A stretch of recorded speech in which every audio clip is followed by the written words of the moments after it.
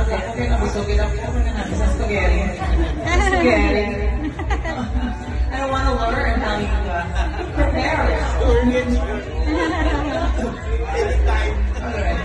Good evening, ladies and gentlemen. Let me your ears, as I am about to deliver a very inspiring message taken from the book of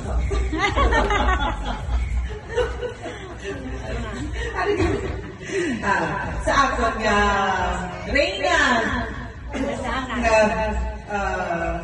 mabago kami sa Soltis family. Magaling.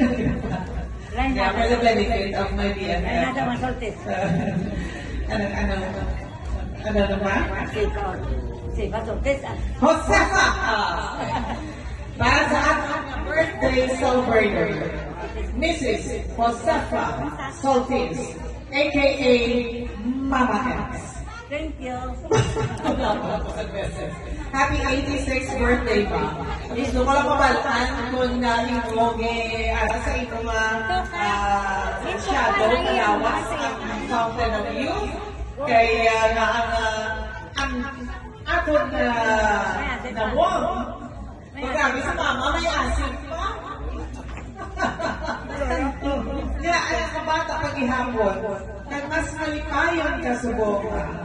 Sige, malipayon ka katakasan. Only you. Joke. Hindi na sa baba. Wala na sa baba. Kasi babagong mo ka lagyan. Oo, seriously speaking, I wish you a very happy birthday, Ma. Kaya siyempre sa tanan, I know na tanan, hindi ko ang mga kabataan, ang mga kaapuhan, kay Mendoza, mga friends mo, Carla, the wish na you will stay healthy forever and ever, stay beautiful, and stay as strong as you are now. Good health ang gimba. Okay? Long live! Love you. Josefa Soltis! Yay! Happy!